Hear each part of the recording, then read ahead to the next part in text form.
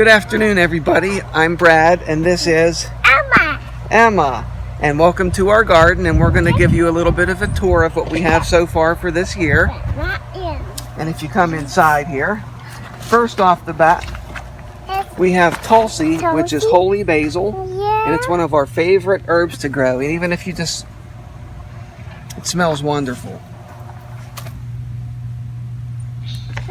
It's very relaxing, very fragrant, and the bees love it.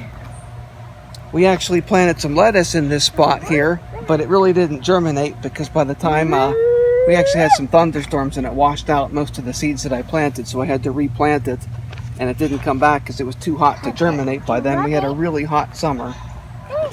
I have some lettuce that did take off and we just left it there, and I have some acorn squash right here, if you can see. Oh, you can see some right there. Those will be done in probably another 2 weeks. We have a whole bunch of them this year. And I have some back there too. Those are actually probably ready. A couple days they should be ready to pick. So that's acorn squash? Yes, that's acorn squash. We have some beans here. We just got done with the Japanese beetles, almost. And these are Blue Lake beans, so we should be able to pick some. You see a couple there? Yeah, this is a trellis that I built, and as you can see, the beans are now going right up it. We can harvest some of the beans today. Here's one right here that needs picked. It's a Blue Lake bean. It's really tasty. It's one of those rites of summer. We just love the beans in the summer. Don't you like that, Emma? I'm gonna win. Yeah. Okay. We had a couple of squash plants here. I just decided to let them grow, and they ended up taking over the garden, unfortunately, so we had to trim it back. But we have some broccoli growing in this patch right here with some dill. So that's broccoli there? Yeah, this is all broccoli, and there's a little bit of Tulsi that's growing there too, and also some dill. All of our Brussels sprouts. And as you can see, it takes them a long time to grow, but they're growing pretty well. This here is kale. We have 5 different types of kale growing in this little kale patch. That's way more than what we actually need. And we ended up, every year we give the chickens a lot of the kale.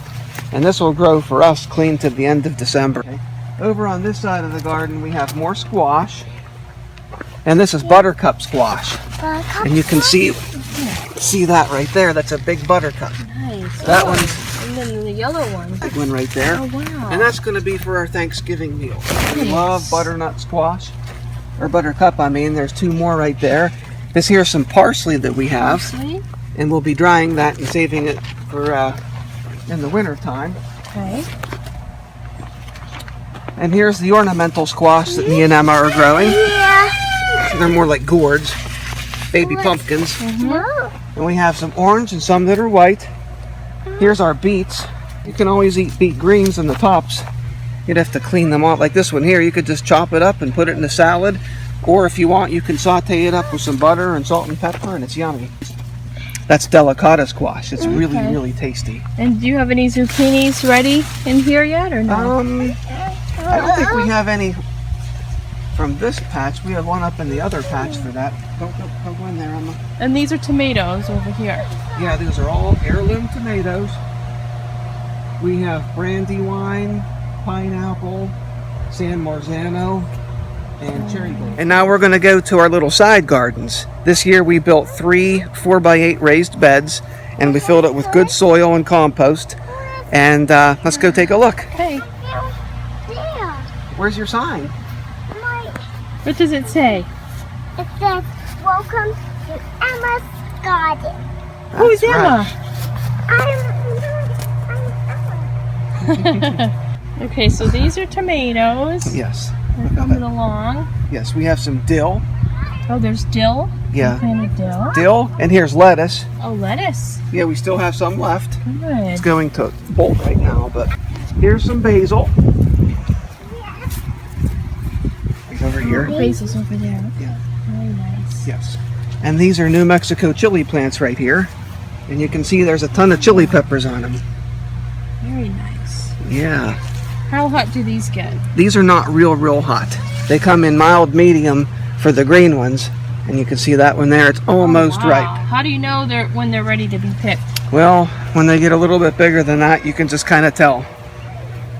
And then we have some beets in here too. Companion planting is what that's called. And these are a little bit wilted now because it's so hot. These are eggplants, and as you can see, little baby eggplants here. Another 2-3 weeks, those should be good. And as it turns out here, these are chili peppers. Okay. That's Thai chilies. Thai chilies, Thai actually. chili. They're a little bit late in germinating. You see more chili peppers down in there. Yeah. That's a nice looking one. Yep. It's a little bit dry because we haven't had rain for a while, but the eggplants are looking beautiful. Oh yeah. Eggplant. We have a ton of them too. Okay. Like Yeah. to pick? No, don't pick it yet. Okay. And as you can see how hot and dry it is here, even the comfrey's really Okay, kind so of this suffering. is comfrey. What is Yeah. comfrey good for? Well, they call it knit bone, and it's really good for healing any type of bruises, cuts, injuries, bone breaks, strains. This is called Big Jim, a varietal out of New Mexico, and it's really, really good. Most likely that's what we ate when we were in what's New that in Mexico. there? This is called Thai basil. Thai It's a little basil. bit different from regular Italian basil, and it's real kind of spicy. Okay. But we have 3 of those plants in there, and that's what we have in our Thai dishes. And you can see there's a lot more chili peppers in there. This is a real, look at that big chili pepper. Nice. And we're going to roast that up later and you today. said that's pretty spicy? Yes. It's not too spicy. Are they easy to grow? They're a little bit tricky to grow, actually. But I know they grow a lot better in this raised bed than right in the ground. The soil has to be very well drained. Okay. And that's more Thai basil in there? Yes, that's more Thai basil, and it has real nice, pretty purple flowers on it. It's really tasty. And this chili pepper right here is actually getting red. It's starting to ripen. Oh, so you'll know they're ready when they're red. Yeah. Okay. Yep. But we have a ton of green chilies here. Look at all that. That one's loaded. 1, 2, 3, 4, 5, 6, 8 peppers on that one plant. Wow. And it's getting ready for another flush Now, here where the did you following get your week. seeds for the green chili peppers? Albuquerque, New Mexico. You ordered them online? Sandia Seed Company. Yeah, you can order them online, and I actually bought some when we were in New Mexico last year. Cool. They're hard to germinate, though. You need to have a seed starting mat. It needs to be 85 degrees for Okay. them to germinate. But you can see these plants are just loaded. Wow, they are. Tons of green chilies for this first flush. Then in another week, we'll have another flush to pick. Yeah, we love the we'll- green chilies on cheeseburgers. Yeah, we'll be harvesting these clean until the middle of October. So we should have pounds and pounds of green chilies. And you can really see how dry and hot it is right now because all these squashes here are wilted. They look But like once they're you dead. water them, they'll be fine. Once I water them, they'll come right back to life. And these are all spaghetti squash. Okay. Spaghetti squash. Yes. And this one here, I believe, is a delicata, but it's not yet. We planted it. Delicata squash? Yeah. Okay. And here's Emma's. These one are of these tomatoes. She says this here's her tomato plant, and this here's her tomato plant. Okay. And we have squash growing all the way beside our garage. Oh, wow. Yep. You got to use up all the space we have, right? Yeah. And this one here is almost ready to harvest. Oh, that's a big one. Yeah. That's what kind of squash? Yep. And What here kind we of have squash is it? delicata. Delicata. Yeah, and here's a tomato that's ready to pick. Okay, already? Yeah, you want to eat it? Sure. Mmm. Wow, really good. Yeah, we have a bunch of. We're gonna have a ton of tomatoes this year.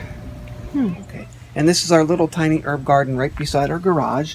It gets tons of good sunlight, so we grow mint right here and sage. So what is this? That's mint, Mint. and it grows really well here. And about 3 weeks ago, Emma and I cut all this down, and we dried it and harvested it, and Oh, we used that wow. for fresh mint tea. And it grew this much within 3 weeks. Yeah, 3 or 4 weeks. And it doesn't really grow much this time of year just because it's so hot and dry. So it's sage and mint. Yeah, and this is sage. And that's a Okay. really good antiseptic herb. Yeah, this is just basically a nothing space that we decided to put some soil in there and we grow herbs. And it grows back every year. So it costs us nothing. And this here is purple coneflower. or echinacea. And what do you use echinacea for? A tea. You can use it for tea? Yep, and there's a bumblebee on that. What does one right there. echinacea do? Echinacea, it's really good for immunity. If you get like sick or a cold, take some echinacea tea and it'll go right away. Okay. And it'll also prevent a cold. If you feel yourself getting the symptoms, you just take some of this and you won't really get sick. And you don't use the flowers, it's the green leaves. You can use the flowers, but I always let it go right to seed. And as you can see, over a couple of years here, we have tons of echinacea now. Okay. But if you harvest the roots. And this is, all these right here, these are seeds.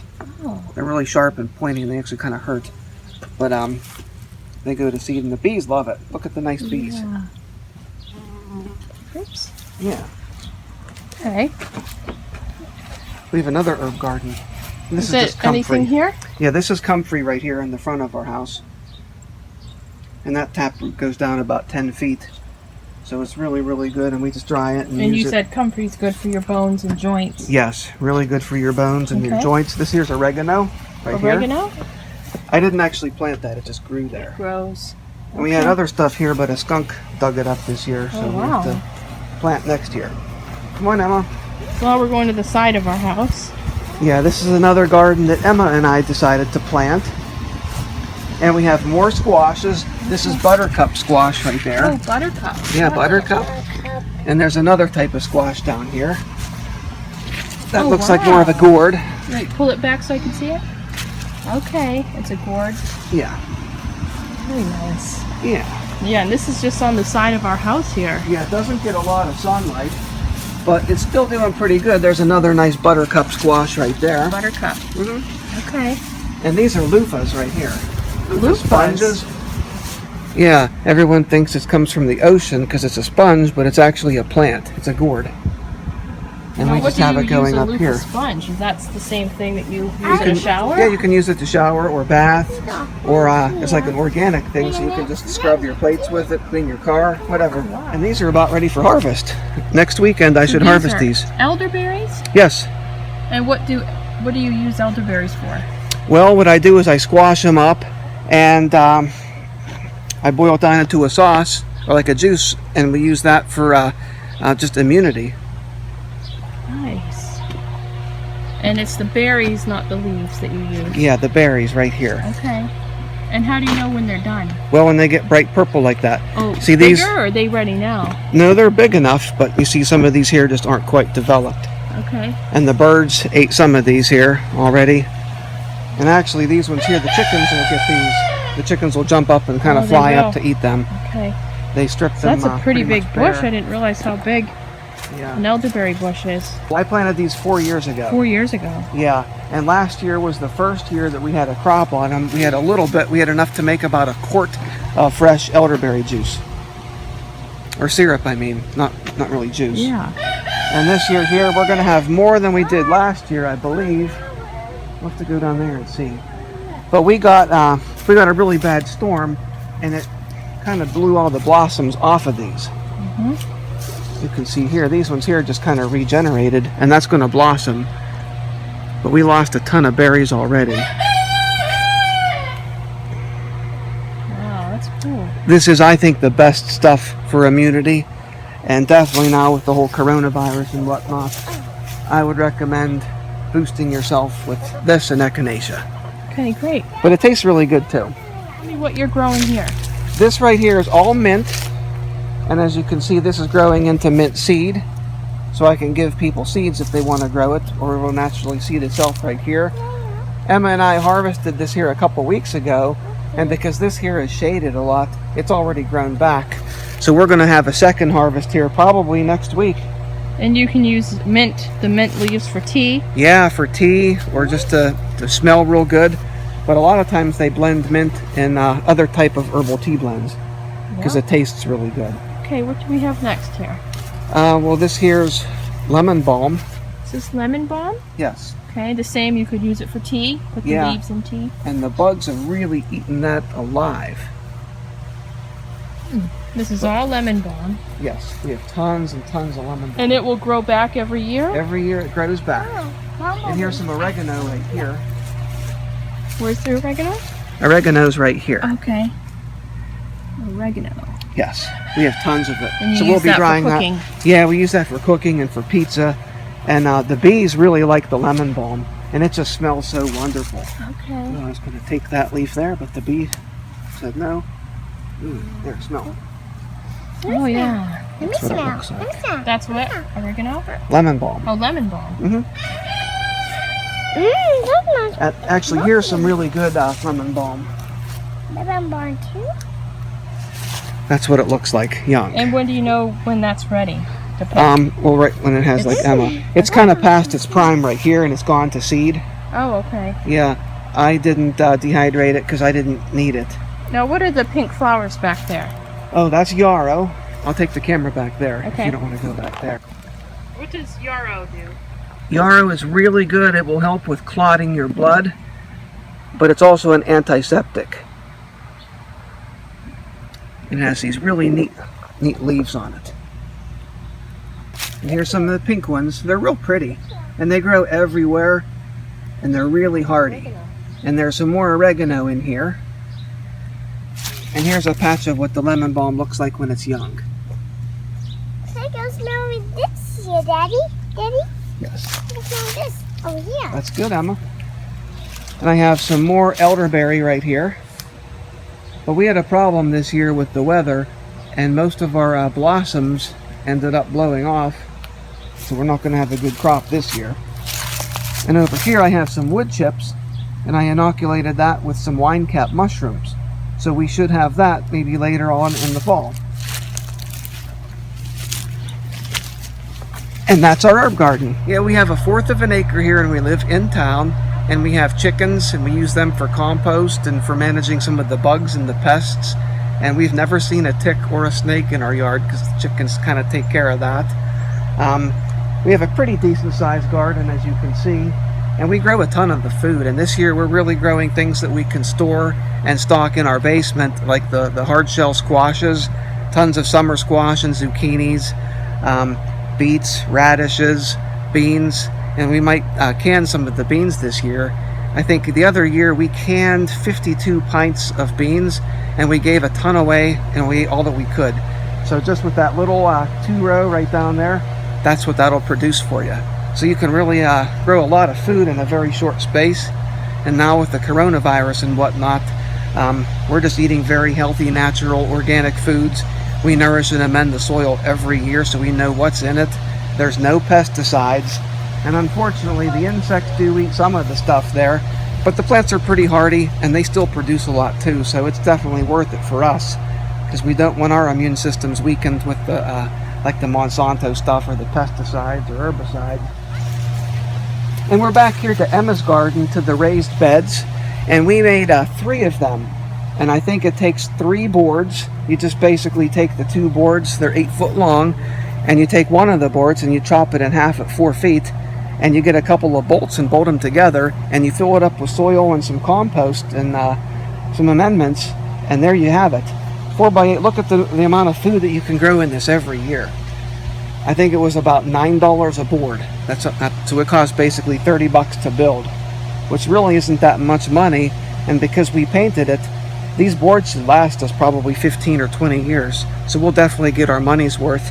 And every year you just keep putting more compost and whatnot in the soil. And look how healthy this is. This is such a pretty plant, and it smells so great. Fresh dill. And look how healthy these tomato plants are. And this is right beside our house. And look how healthy these chili peppers are. We just love the New Mexican chili peppers, and you can't tell a difference from what you taste like when you're in New Mexico. And they grow pretty big, healthy, and we'll be growing them for a long time. Let's go over to this one here. Okay. Come on in.